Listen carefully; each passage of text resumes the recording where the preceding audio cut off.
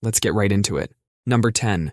Geographic Discovery. Imagine being the first person to see something, like actually the first human to lay eyes on a mountain, or a river, or an entire island. That used to be a thing you could do. Back in the day, maps had these blank spots marked with "Here be dragons." That wasn't just medieval clickbait, they literally had no idea what was there. These blank spots were everywhere, just waiting for some brave or lost explorer to stumble into them.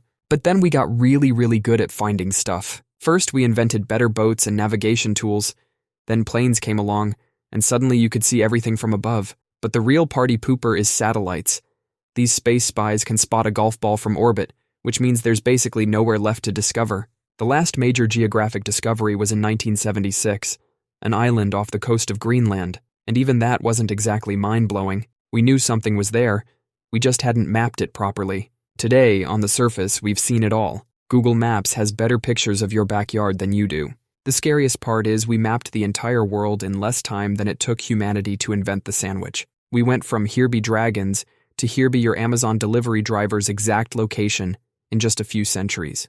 The dragons are all gone, replaced by Street View cameras and GPS coordinates. Number 9. Steller's sea cow. In 1741, Georg Steller discovered a giant sea cow the size of a school bus. These massive creatures were basically swimming beef factories. One sea cow could feed 33 people for a whole month. These things were so buoyant from their thick blubber that they couldn't even dive underwater properly. They'd just bob around on the surface like giant aquatic marshmallows. These sea cows were so friendly and curious, they'd swim right up to boats. The sea cows lived in family groups and were super protective of each other. When one got hurt, the others would try to help, even if it meant getting killed themselves. Humans got so good at hunting them that they went extinct in just 27 years. The sailors figured out that if you harpooned one sea cow, its whole family would stick around trying to help it. They could wipe out an entire pod in one afternoon. By 1768, the last Steller's sea cow was hunted down. These gentle giants never even got the chance to be afraid of humans. Number 8. The American Chestnut. These trees could grow up to 100 feet tall and live for centuries. They grew super fast and produced tons of food. It's like that one kid in class who's good at everything and makes everyone else look bad. They were so common that people said a squirrel could travel from Maine to Georgia just by hopping from chestnut to chestnut. That's like having a highway system for squirrels before we even invented cars. The wood was basically nature's version of plastic. You could use it for everything. It was rot-resistant, straight-grained, and easy to work with. People used it to build everything from cradles to coffins, literally following you from birth to death. The nuts were so abundant that people would rake them up like leaves. Farmers would let their pigs loose in the forest to fatten up on chestnuts. But then humans got really good at global trade. In 1904, we accidentally imported something called the chestnut blight from Asia. This fungus was like a serial killer targeting only chestnut trees. Within 50 years, it killed about 4 billion trees. The really messed up part is the trees aren't technically dead. Their roots are still alive underground, constantly trying to grow new shoots. But as soon as these shoots get big enough, the blight kills them. They're stuck in a horrible loop of trying to live but never quite making it. It's like getting to level 99 in a video game, only to get reset back to level 1 every single time. Scientists are trying to save these trees through genetic engineering. It's like breaking your mom's favorite vase and then having to invent time travel just to fix it. Number 7. Great auk. Imagine being so good at something that you literally run out of things to do it to. That's exactly what happened with the great auk. Picture a penguin's cooler, older cousin, about as tall as a 10-year-old kid, but way more awkward. These birds were like the original penguins of the North Atlantic, except they weren't actually penguins. They were doing great until humans got really good at killing them. At first, hunting great auks was actually pretty challenging. These birds lived on remote islands, and getting to them meant risking your life in rough seas. But then humans got better at building ships, and better at navigation, and suddenly, those remote islands weren't so remote anymore. People didn't just hunt these birds for food. Their feathers were perfect for pillows and blankets. Their eggs were collected just to sit in museums, and their skin and bones became collector's items. We killed them to remember that we killed them. The better we got at preserving and displaying dead great auks, the more valuable they became. By the 1800s, museums were literally sending hunters to kill the last few birds just to have them in their collections. The last confirmed pair was killed in 1844 by hunters who thought a museum would pay good money for their bodies. The hunters found these birds protecting an egg. They crushed the egg under their boots. Number 6. Silphium. Imagine having a plant so valuable that people literally put it on their money. That's what ancient Romans did with Silphium. This wasn't just some pretty flower. This thing was the Swiss Army knife of plants. It could cure pretty much anything from a tummy ache to a snake bite. It was also nature's first birth control pill. This miracle plant only grew in one tiny spot in the world, a small strip of land in modern-day Libya. The Romans tried to grow it everywhere else, but it would only grow in that one specific place. The price of Silphium got so high that they stored it in their treasury alongside gold. They harvested it faster than it could grow back. Eventually, they ran out. The last known stock of Silphium was given to Emperor Nero, who supposedly ate it. Humans got so good at using this plant that we loved it to extinction. Today, nobody even knows exactly what it looked like. All we have are some coins with its picture and a bunch of ancient Romans complaining about how much they miss it. It's like if coffee disappeared tomorrow and 2,000 years from now, people only knew about it from Starbucks logos. Number 5. Smallpox. Imagine you're really good at playing whack-a-mole, like so good that you've hit every single mole.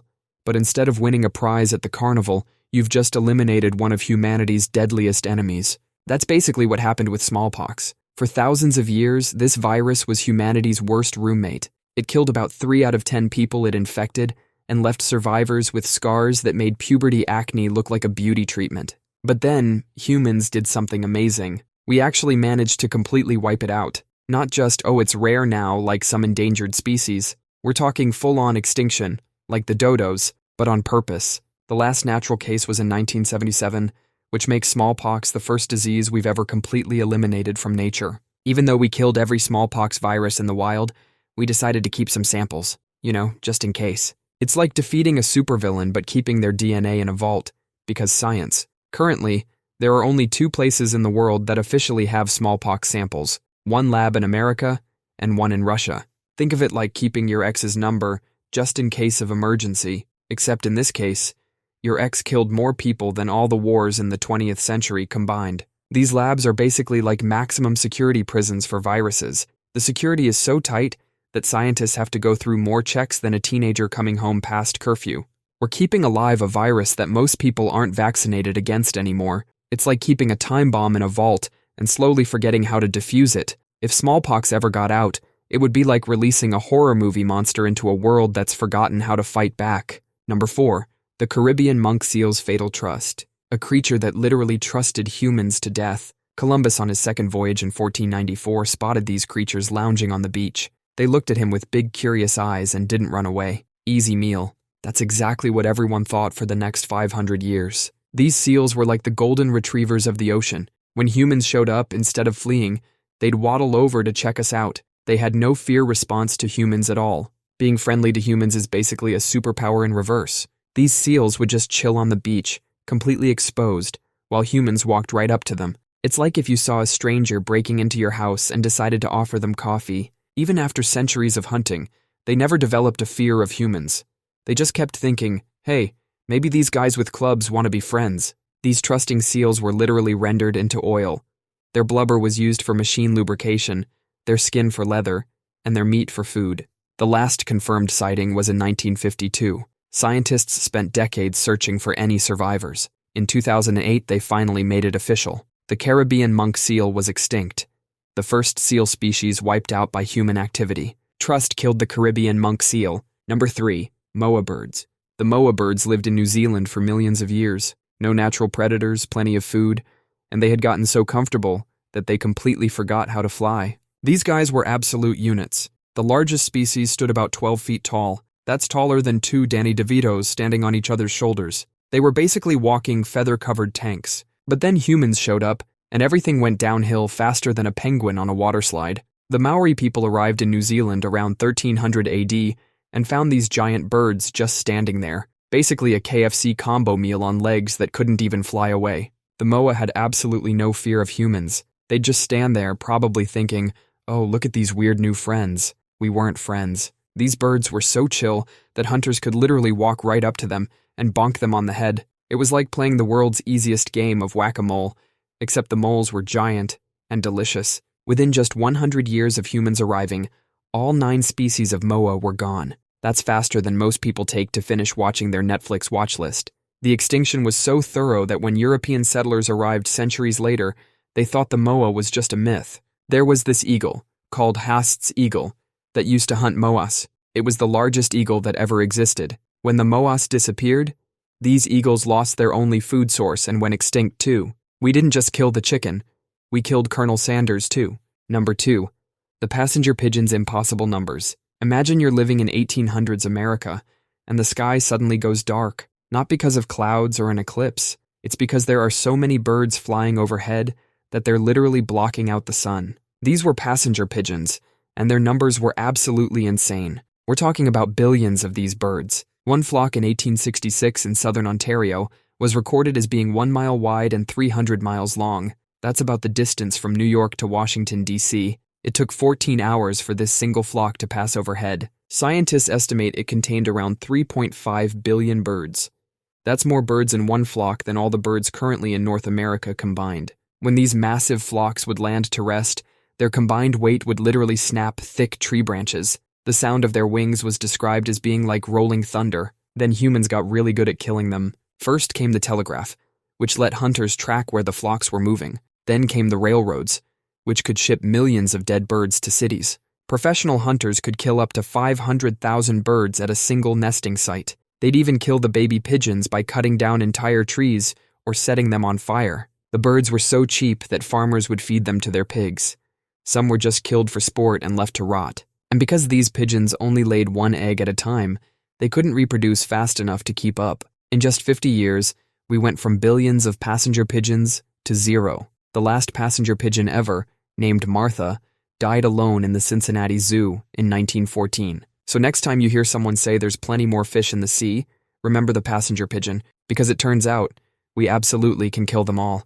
Number 1. The Great Buffalo Herds. Imagine standing on the American plains in 1830. The ground is literally shaking beneath your feet. You're watching the largest concentration of large mammals ever recorded in history, 60 million buffalo, moving in herds so massive they could stretch from horizon to horizon. These weren't just big herds, they were biblical. Some herds were reported to be 50 miles long and 25 miles wide. That's about the size of Connecticut, but made entirely of buffalo. If you were standing there, it would take days for one herd to pass by your location. But by 1889, just 59 years later, there were only 1,000 buffalo left. To put this in perspective, imagine if we wiped out 99.99% of all dogs on Earth in just 2 generations. Humans got really, really good at killing them. First came better guns.